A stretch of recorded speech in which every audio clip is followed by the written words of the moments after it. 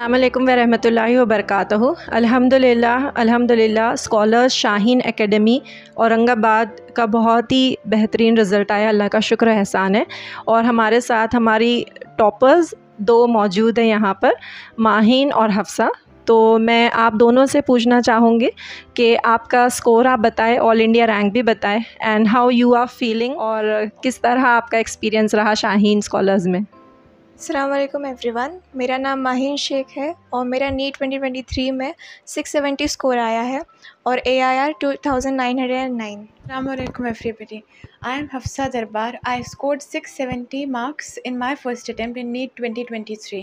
अल्हम्दुलिल्लाह ये बहुत ही अस्टॉनिशिंग बात है कि आपने फ़र्स्ट अटैम्प्ट में अपना नीट निकाला। बहुत सारे स्टूडेंट्स का, पेरेंट्स का ये परसेप्शन होता है कि हम फ़र्स्ट अटैम्प्ट में नीट को क्लियर नहीं कर सकते। तो आपका क्या एक्सपीरियंस है, या आप अपने दूसरे नीट एस्पिरेंट्स को क्या सलाह देना चाहेंगे कि कैसे आपने in your first attempt cleared and top. जो भी नीट एस्पिरेंट्स हैं उनके लिए एक ही एडवाइस देना चाहूँगी कि वो लोग, हर नीट एस्पिरेंट यही सोचता है कि फ़र्स्ट अटैम्प्ट में करना ये बहुत मुश्किल है, लेकिन अगर वो ये सोच ले कि फ़र्स्ट अटैम्प्ट में ये क्लियर हो जाएगा तो इंशाल्लाह डेफिनेटली उसका ये क्लियर होगा। बस अपनी मेहनत पर भरोसा रखिए और आगे बढ़ते रहिए, इंशाल्लाह अल्लाह ताला आपको ज़रूर कामयाबी देगा। हम लोग को फर्स्ट अटैम्प्ट में ही हम लोग को ये सोचना चाहिए कि हम लोग के पास ये एक ही अटैम्प्ट है और हम लोग को MBBS के अलावा और कुछ भी नहीं करना है। और जो भी टीचर्स पढ़ा रहे हैं हम लोग को वो सोचना चाहिए कि टीचर्स जो पढ़ा रहे हैं वही सब कुछ है, और टीचर्स को हम लोग को ट्रस्ट करना चाहिए और एक्स्ट्रा ज़बरदस्ती में कुछ भी नहीं पढ़ना चाहिए। अल्हम्दुलिल्लाह आपका नीट का स्कोर माशाल्लाह 670 है, and you will be getting इंशाल्लाह गवर्नमेंट सीट्स इंशाल्लाह. So many of the students who have just passed out of 10th, they are searching for various coaching classes for their NEET preparation. बहुत बार students confused होते हैं कि किस coaching में join करें, and where to join. बहुत सारे students friends जहाँ जा रहे हैं, मेजॉरिटी जहाँ जा रही है वहाँ जाते हैं। कुछ ऑनलाइन कोचिंग है, अलग अलग क्लासेस ज्वाइन करते हैं। Some opt for subject wise teaching, कुछ है ग्लैमर देखते हैं, कुछ देखते हैं कि वहाँ पे एंटरटेनमेंट कैसा है, या टीचर्स के ऊपर बहुत ज़्यादा या बहुत सारे कन्फ्यूजन होता है। तो what would you recommend, like कि आपको शाहीन स्कॉलर्स औरंगाबाद में ऐसा क्या मिला, and how would you recommend and advise them. जब आप 10th क्लियर कर लेते हैं तो आपके सामने कई सारे ऑप्शंस होते हैं आपके 11th में कोचिंग लगाने के लिए। बहुत सारे बच्चे ग्लैमर के पीछे जाते हैं और बड़े बड़े इंस्टीट्यूशंस में एडमिशन ले लेते हैं, क्योंकि वहाँ पे बहुत सारे बच्चे ऑलरेडी एडमिशन ले चुके होते हैं। उन्हें लगता है कि जहाँ सब बच्चे जा रहे हैं हम भी अगर वहाँ पे जाएंगे तो शायद हम भी क्लियर कर पाएंगे, लेकिन हमें अपना डिसीजन जो होता है वो बहुत वाइजली लेना पड़ता है। अगर आप शाहीन एकेडमी में एडमिशन लेंगे जिस तरह हमने सोच के लिया था एडमिशन, आपके ऊपर इंडिविजुअल ध्यान दिया जाएगा। और मेरे हिसाब से अगर कोई स्टूडेंट है नीट एस्पिरेंट स्पेशली, उसके लिए ये इंपॉर्टेंट होना चाहिए कि उसके ऊपर इंडिविजुअल ध्यान दिया जा रहा है।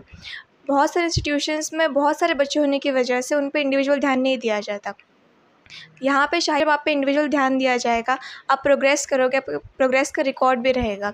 स्टूडेंट को जो भी 11th में कोचिंग क्लास देख रहा है, या मतलब 11th से पहले भी या 11th के बाद में भी, मैं रिकमेंड करूँगी कि शाहीन ज्वाइन करें, क्योंकि शाहीन के टीचर्स बहुत अच्छे हैं, फैकल्टी बहुत अच्छी है, एक्सपीरियंस्ड फैकल्टी है, और एडमिनिस्ट्रेशन भी बहुत अच्छा है, और सेपरेट हॉस्टल्स है फॉर बॉयज़ एंड गर्ल्स, और मेस का खाना भी बहुत अच्छा है।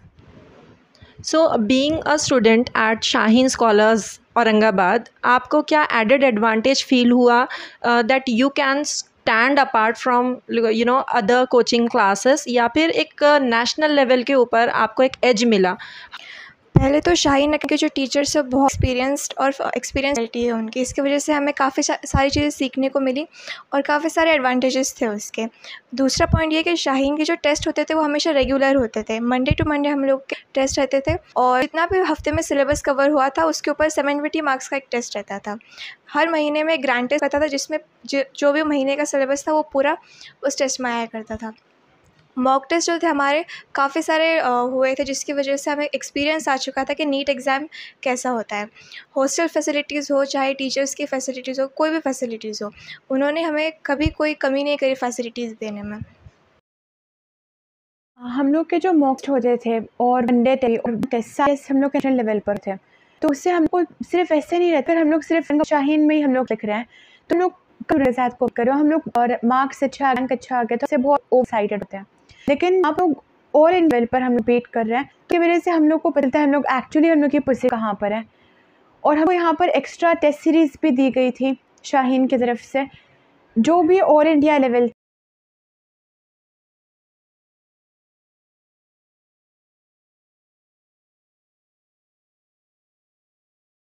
तो एक सबसे बड़ा चैलेंज जो आज हम गर्ल्स को फेस हो पेरेंट्स फेस कर रहे हैं कि अपनी बच्ची को बाहर भेजने के लिए, स्पेशली मुस्लिम गर्ल्स, कि अगर हम हायर स्टडीज़ के लिए या प्रोफेशनल कोर्सेज़ के लिए बच्ची को भेजते हैं, पढ़ाने के लिए डालते हैं कोई कोचिंग में, तो वेदर शी इज़ सेफ़ और नॉट, ट्रस्ट कर सकते हैं नहीं कर सकते। So from that point of view आप पेरेंट्स को या गर्ल्स को या बीइंग अ गर्ल आप क्या एडवाइस करेंगे?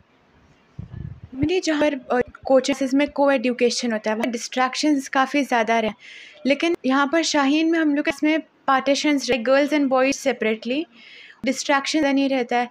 और बाहर से पहले भी हम लोग को करके जाना पड़ता है, बग़ैर पेरेंट्स से बात करें हम लोग बाहर घर नहीं जाने देते हैं। जब भी पेरेंट्स अपने बच्चे का एडमिशन करवाते हैं, सबसे पहला होता है स्टडी के बारे में। हर पेरेंट्स चाहे कि उससे सेफली जाए और सेफली वापस आए। शाहीन का एक यही एडवांटेज था, हम लोगों को सेग्रीगेट गए थे जिससे डिस्ट्रैक्शंस नहीं थे। और दूसरी उसकी टाइमिंग हमारे कोचिंग का रहता था 8 to 5, जिसकी वजह से स्टूडेंट्स रहते थे वो अक्सर कोचिंग बिताते थे, ना कि बाहर।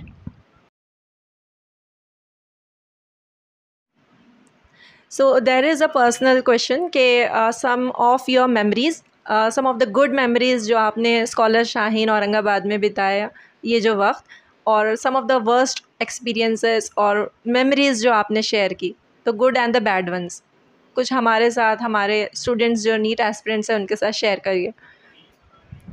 जब आप नीट के लिए प्रिपेयर करते हो किसी कोचिंग में, तो आपकी गुड मेमोरीज़ भी होंगी और बैड मेमोरीज़ भी। गुड मेमोरीज़ हमारी यही थी कि हमारी फ्रेंडशिप काफ़ी हद तक डेवलप हुई थी यहाँ पे। हमें काफ़ी अच्छे फ्रेंड्स मिले जो हमारे सपोर्टिव थे और मोटिवेट करते थे। टीचर हमें काफ़ी मोटिवेट करते थे। हमारे कैसे होता था कि हमें में कुछ कम मार्क्स मिल जाते थे और स्कोर कम आता था, लेकिन हम लोग उसको डिमोटिवेट नहीं गए, लेकिन ह्यूमन बिहेवियर है कि कम मार्क्स आने पर हर इंसान मोटिवेट होता है। और इस टाइप से हेल्प जो करते हैं वो हमारे फ्रेंड्स और टीचर्स होते हैं। अगर हम अगर डिस्कस करेंगे तो वो हमारी हेल्प करेंगे। उसी तरह हम भी जब डिमोटिवेट होते थे, हमारी हेल्प हमारी टीचर्स ने, हमारी फ्रेंड्स ने की। हम किसी भी हमारे फ्रेंड को लेफ्ट आउट फील नहीं करवाते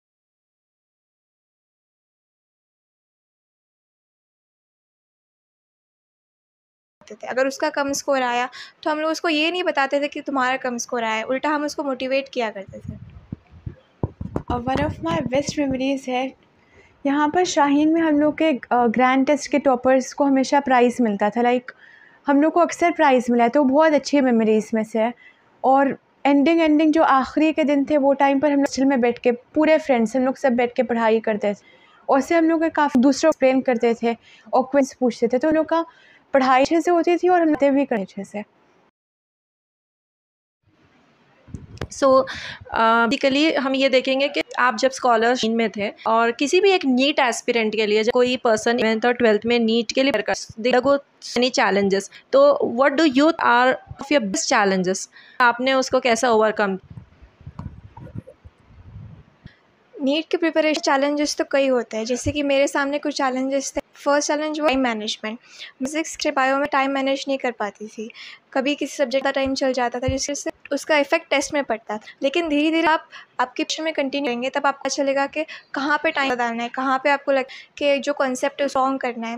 आपको जैसे पता चलेगा ये आपका नीट स्कोर जो है वो धीरे धीरे इम्प्रूव होता जाए। दूसरी चीज़ कंसिस्टेंट।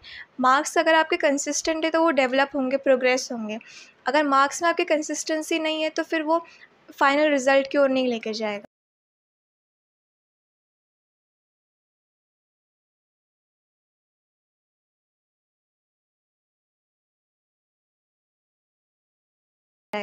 आपके हार्डवर्क अगर कंसिस्टेंट है तो मार्क्स कंसिस्टेंट रहेंगे। Like for me the biggest challenge was my sleep. मुझे बहुत ज़्यादा नींद आती थी, मैं हमेशा बायो के लेक्चर में सो जाती थी, तो उसको जो सिलेबस मेरा मिस हो जाता था तो मुझे पूरा कवर करना पड़ता था। लाइक घर पर आकर जो क्लास में पढ़ाया गया है बायो का दूसरे स्टूडेंट्स का हो जाता था, लेकिन मुझे घर पर आकर वो भी पढ़ना पड़ता था और दूसरे क्वेश्चंस भी सॉल्व करने पड़ते थे, तो that was my biggest challenge.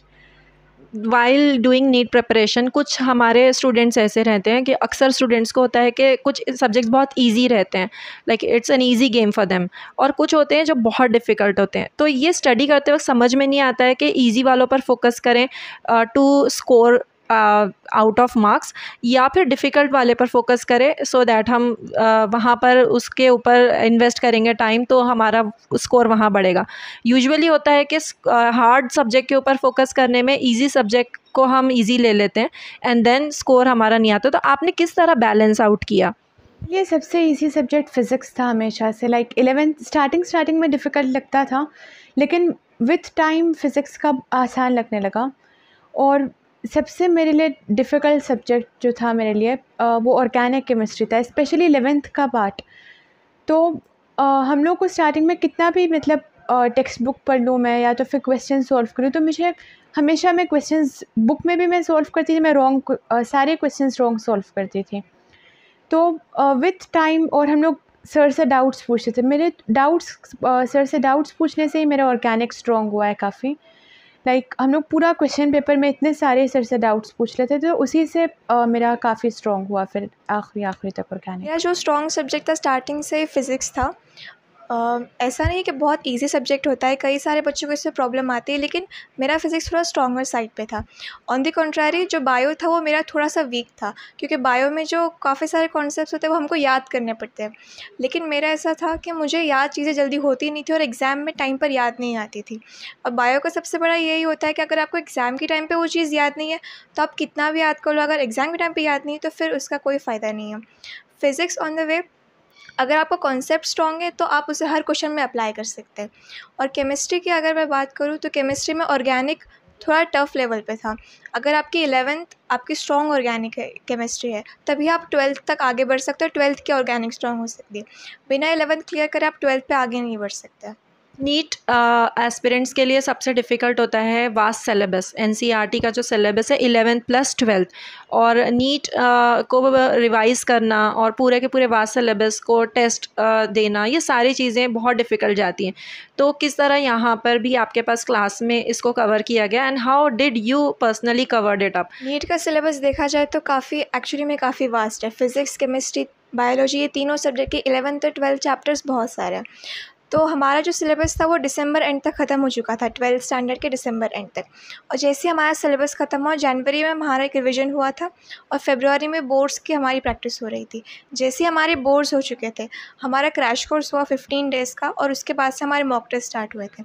तो जब रिवीजन हुआ और क्रैश कोर्स से वापस एक बार रिवीजन हुआ, तब ये जो सिलेबस था वो बहुत कम दिनों में हमने कवर किया, लेकिन काफ़ी अच्छे से कवर हुआ ये।